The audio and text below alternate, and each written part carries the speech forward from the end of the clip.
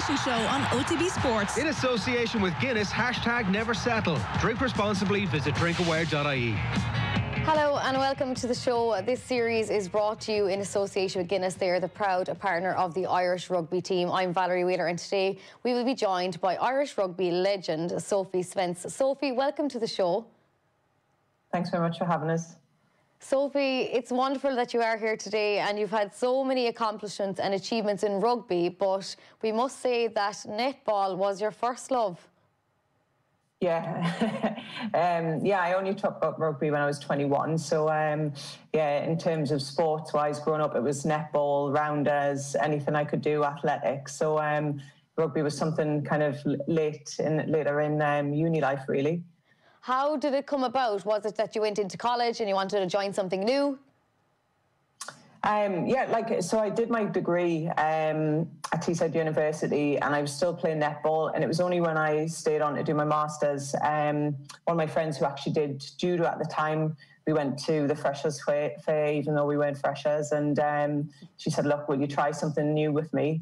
And I hadn't even watched any rugby games before ever and had no clue what Six Nations was. So it was something completely new to me and just kind of loved it as soon as I got into the first training session. And what was it that made you kept going back to rugby? What was the attraction? What was the draw? Probably one of the things was the simplicity. I was told to run forward and just keep on running, ball in hand and pass backwards. You know, the simple things to start off with. But I think me with rugby, like you meet so many people from different walks of life that you would never have met before, and you become a huge team.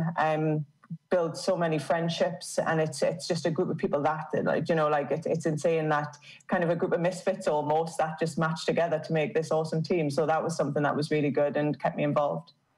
And then it probably all happened so fast for you, Sophie. I mean, because a lot of players here in Ireland, they have started their career in college, which is quite late, because other sports, you've probably done it since a young age, but you weren't exactly on your own when you came over to play because some of the teammates were in the exact same similar situation than you. Yeah, like I say, I was 21, playing in the university team. I joined a local club, Darlington, and then I think it was like a year later, gave a go with Mowden Park Sharks, and at that point I wasn't ready. I didn't understand the game enough and kind of jumped back and did another season with Darlington. And it was then I started Prem Rugby, and I was lucky enough then to be told about an Exiles session down in London where Goose was there. And that's then when I connected and linked up to be capped for Ireland. And this is where Goose fast-tracked you over here to Ireland instead of England robbing you. Was that it, Sophie? Yeah. No, do you know, like the amount of time and investment that, he gave me and stuff, it was fantastic. Like we would have chats when I was, during my breaks of teaching and stuff, and sending video clips over of my games and things. And he was really insightful as a coach, and I really, thanked him for that and things. And luckily in 2012, I was capped and was back and forth with the girls in training camps in January. And then in 2013, after the Six Nations, took the plunge to move over so I could actually train and play with the girls within club rugby and spend more time getting to know them, and not just kind of that 3-month period in the year, and wanted to, throw myself in there and get as much involvement as possible. What was the hardest part for you of probably going from playing netball and then being thrown into this new world of rugby? I suppose it's a sport with so many laws and rules, isn't it? And I've got to be honest, don't know them all now. So it's that fact. Like you're always learning within the sport, and you're always trying to get one over on the opponents, and you're just forever learning, I suppose, with it. So, I mean, for a game that was non-contact of netball to then all of a sudden you can hit people and run through people, it's completely different. But I've got to say I loved it. How hard was the decision to move over?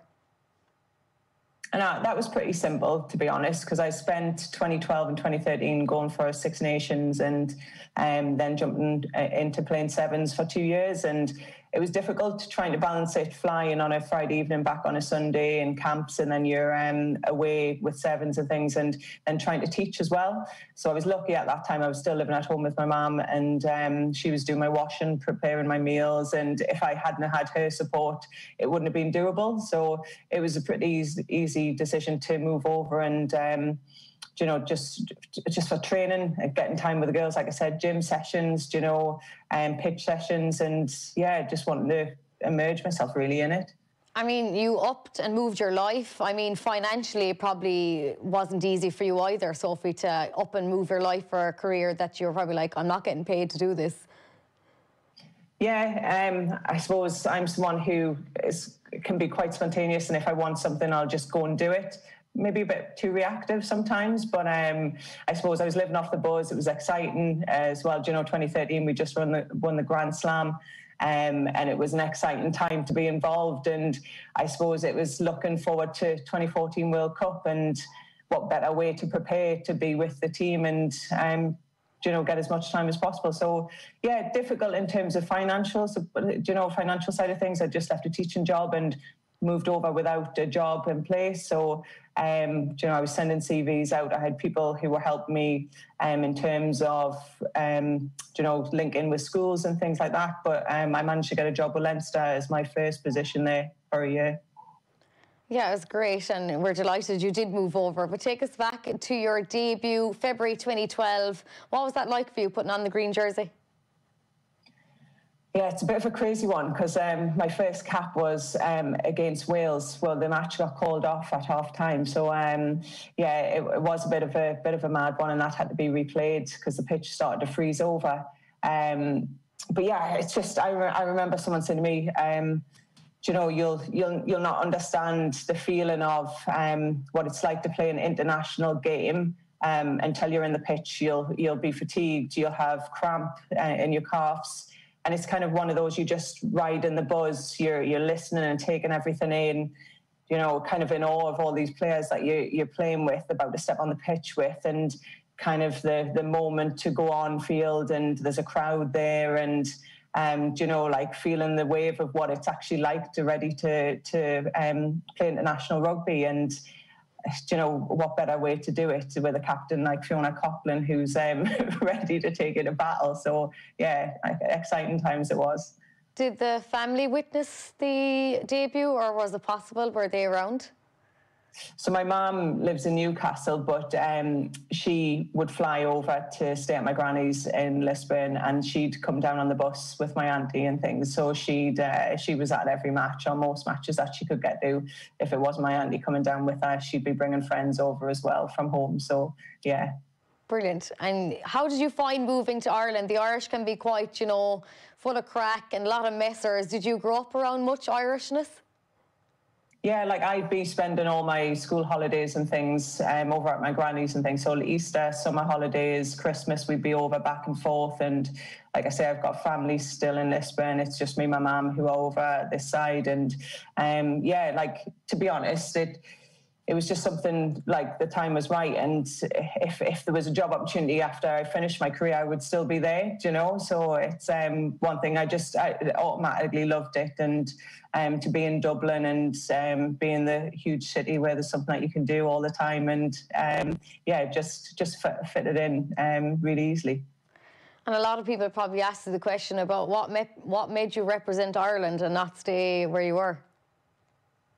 I suppose for me, it's a simple one. I always got this when I was going around the schools and stuff and visiting, and it's a simple one, really. You know, I'm the one born in England, but my family, you know, everyone's from Lisbon, and that's where, you know, I suppose I was always saying to my mum, oh, why don't I have an Irish accent? Or can we move over and things? But it was just something I'm used to and going back and forth. So for me, it was just a natural thing to do.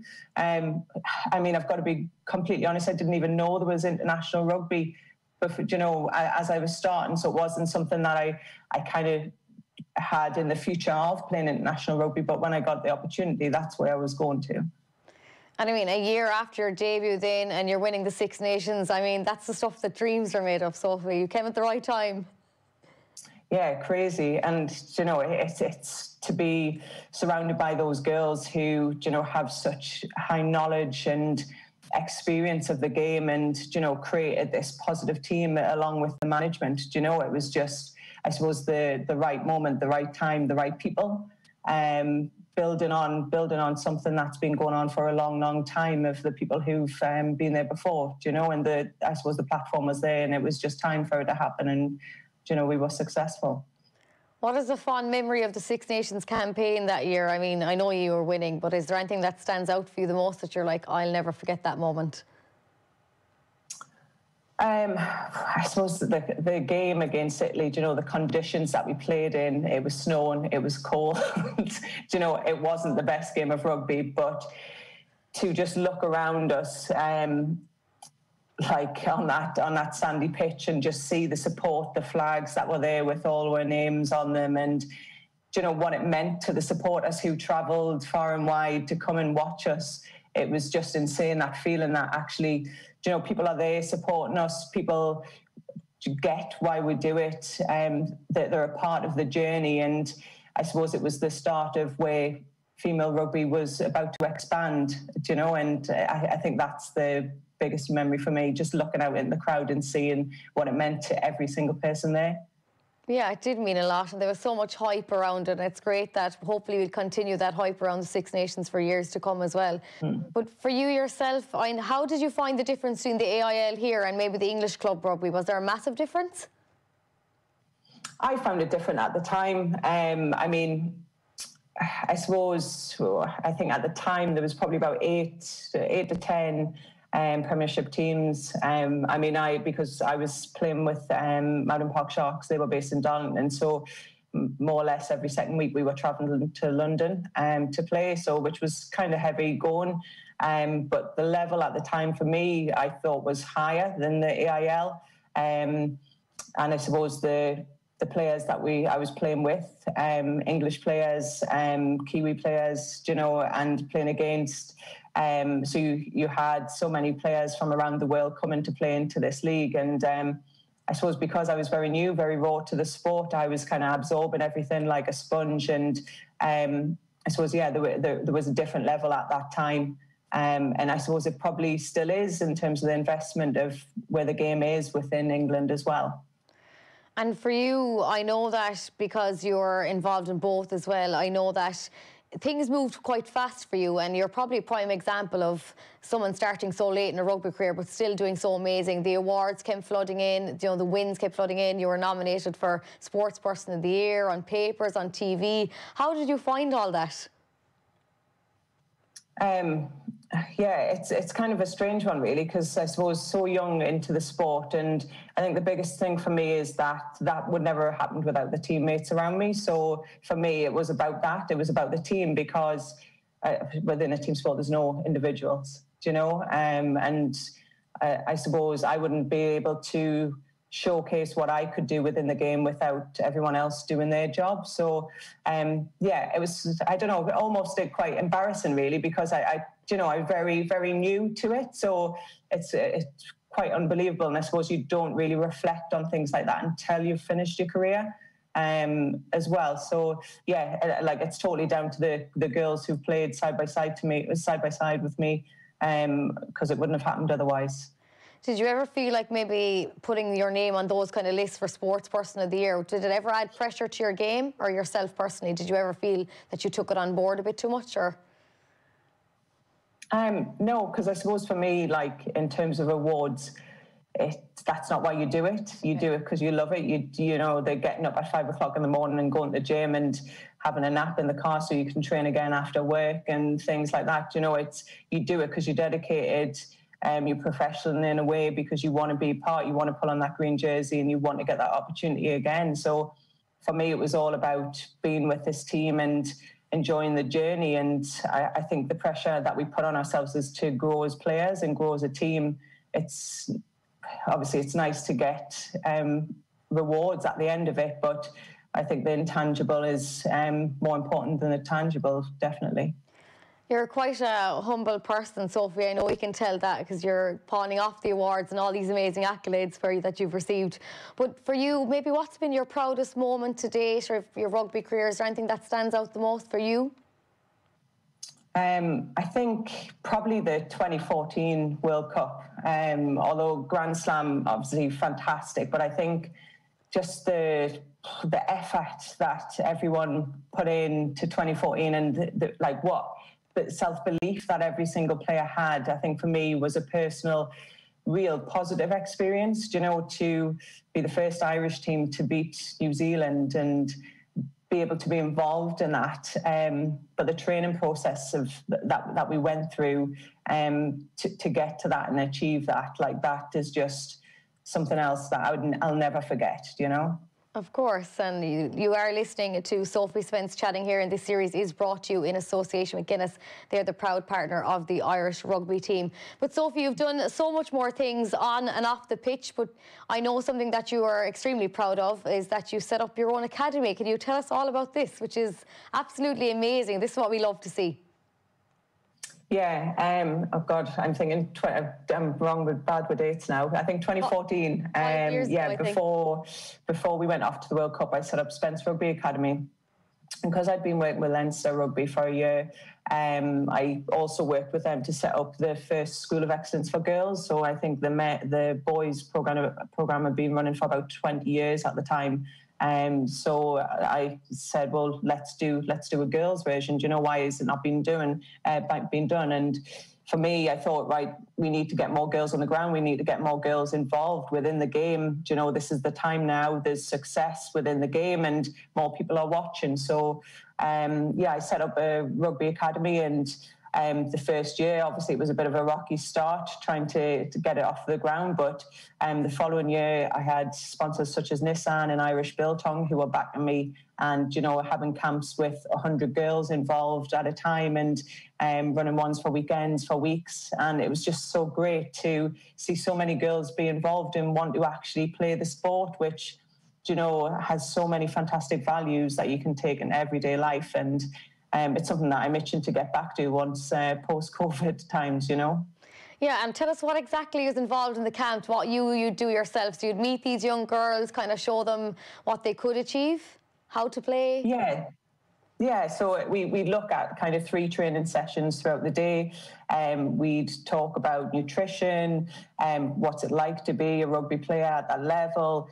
Also talk about the importance of to have something as a backup. You know, rugby isn't just a career for females at the moment, so we've got to make sure that we've got opportunities, whether it's education or jobs, so that we can make sure that we actually are growing as a person as well.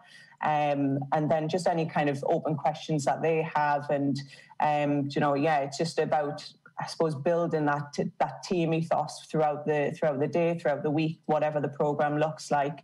To make sure that the girls, you know, can be the best that they can be, and ensure that if they want to be whatever level it is that they want to play at and progress to, they've got the opportunity to. What age group did you have in the academy? Is it all ages, or is there a certain age that you take? Yeah, so mixed bag really, like depending on what club I would go to. Some would kind of go about 8 to 12s, and then we'd run it up to kind of 18-year-olds as well. So we might do different days with different groups, just to make it work. And you plan on, hopefully, once COVID does disappear, you plan on getting back into action with the camp. I think is it 5 or 6 years now that you're running the academy, which is amazing. Yeah, so obviously, sadly, last year we couldn't do it, and this year will probably be put on hold again, but fingers crossed for next year, get back to it. And, it's the likes of Mullingar touch base with me already to run another one at some point, and we've had fantastic numbers there. And yeah, it's something I'm only delighted to be involved in again, because I think, like I said, about the values, like the fact of rugby, what it's done for me in terms of kind of that teamwork, that confidence building, and all these values that you need in everyday life to grow as a person. I think it's something that rugby can actually continue to help people within that.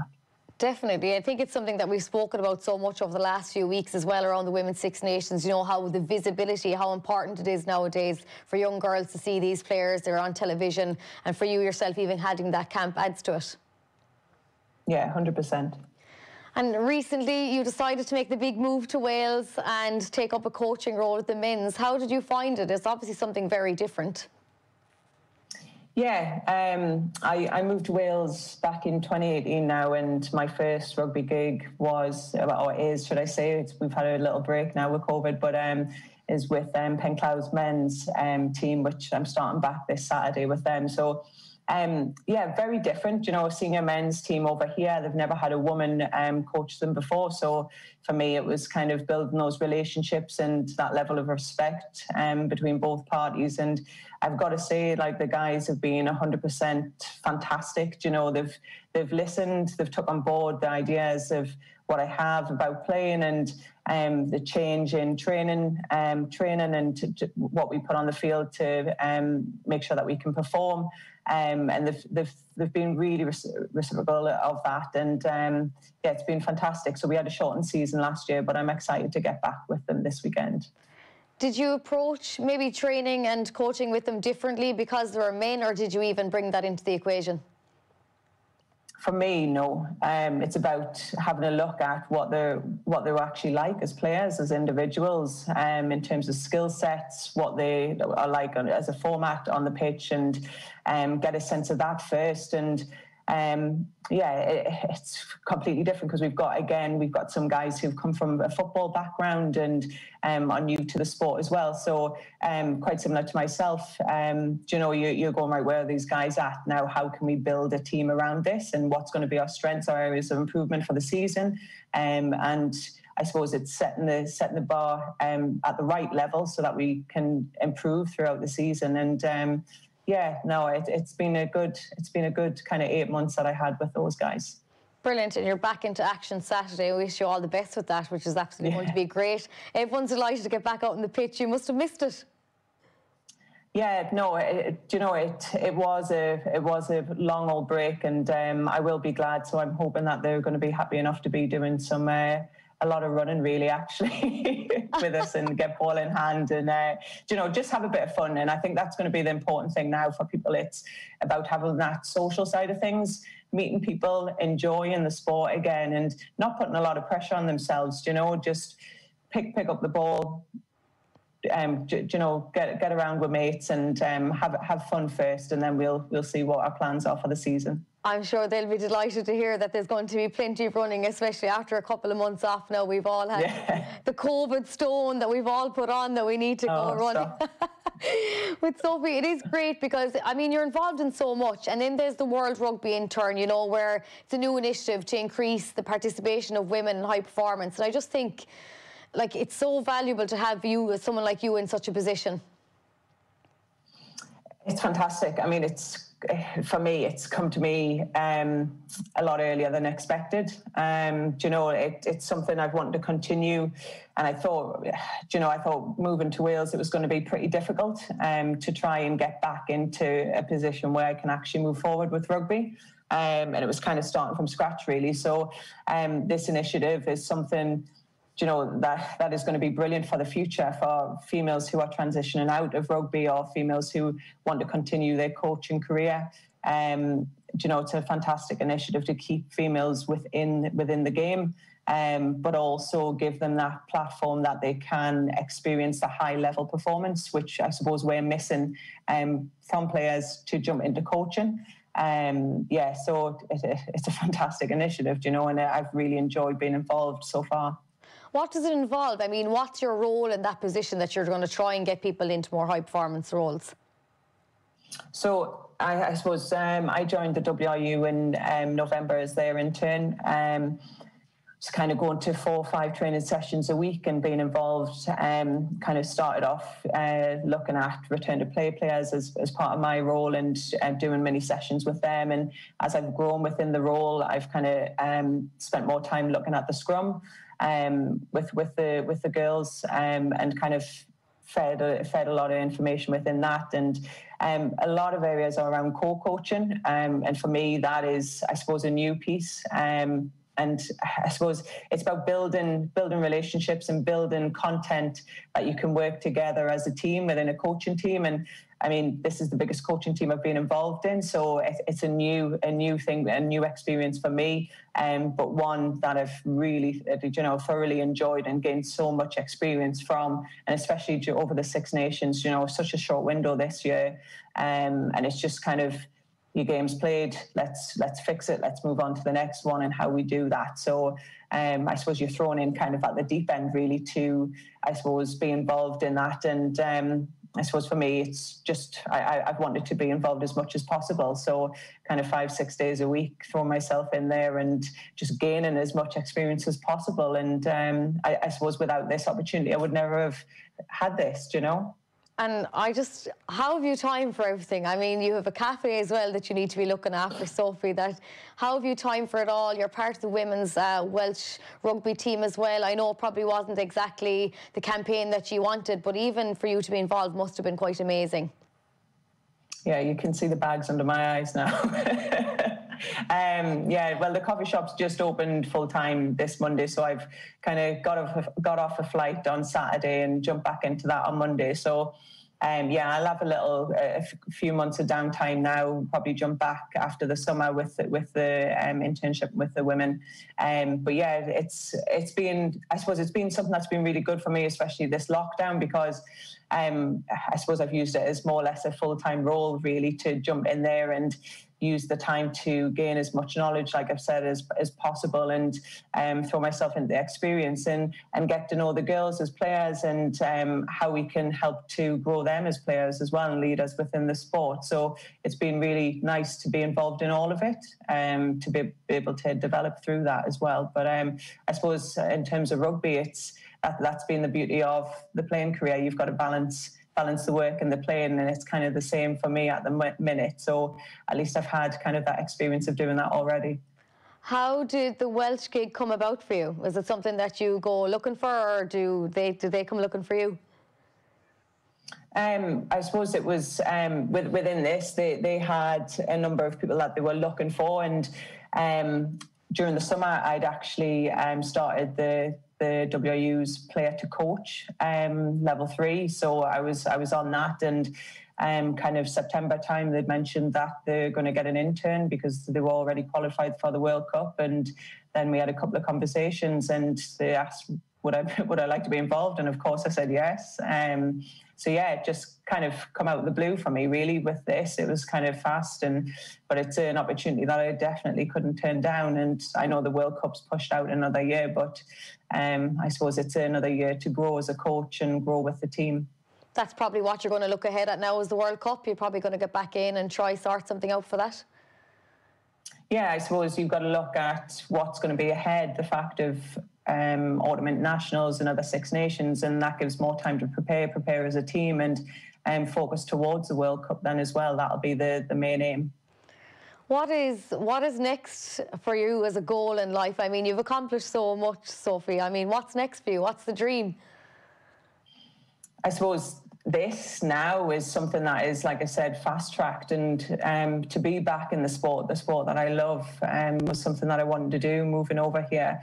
And I was hemming and hawing, was it going to happen, or was I going to have to move again? And it's something now that I suppose I've got to ride the wave and see where this takes me. But to be involved in this sport, and my aim is I want to work in high performance, and that's something that I'm striving to do. And I think this experience can only put me in the best position to be able to do that, So, it's kind of aiming high, I suppose, and just taking the time to learn off as many people as possible. And if anyone wants to pick up the phone, I'll try and get some information from them wherever I can, to just learn. And I think that's about it, for me, is learning constantly. And, I've got many mentors who are fantastic and give me the time, and will let me listen to their experiences as well. So, yeah. Yeah, well, you're doing absolutely amazing, and it's great to see. But how often do you stay in contact with that gang that you have such fond memories with here in Ireland? Do you have like a WhatsApp group going on? What's the story with you? Yeah, well, I've got a call later on with Ailish, and I've had Fee messaging me this morning and stuff, and I'd speak to Lynn quite regularly as well, and Nora and things. So yeah, you know, we have a few different WhatsApps on the go. We've got a Nights of Hot Chocolate one with me, Ruth and Malloy and Ailish and things, you know, a hot chocolate and a purple snack time and things. So yeah, no, we do keep in touch, and it's nice. And you know, I'm going to be excited when I can get back over, because it's been a long while, too long, you know, have a catch up, have a few beers and reminisce as always. But yeah. Yeah, no, that's great that you keep in touch, because sometimes, you know, life can take over and you're so busy, but to stay in touch, I think it's important, because you have such great memories with those girls. Yeah, and I think it's one, you know, you'll always be drawn back to the moments where you've played, you've dedicated your time, and it's those special moments. Only you guys who were on the pitch at that time, or in the hotel, or at the airport, you know, you guys will draw back to those moments, and it's a special group who can feel those things and reflect on those, and it's only us who can do that. So it's always nice to catch up and, I suppose, reminisce about those times. Yeah, well, it was absolutely brilliant catching up with you today. I know you're an extremely busy woman and that you're trying to keep everything and all the shows on the road, but thank you so much for joining us, Sophie. That's been absolutely amazing. Yeah, thanks so much for having me. I've really enjoyed it. Brilliant. You were listening to Sophie Spence chatting to me today, and this series is brought to you in association with Guinness. They are the proud partner of the Irish rugby team.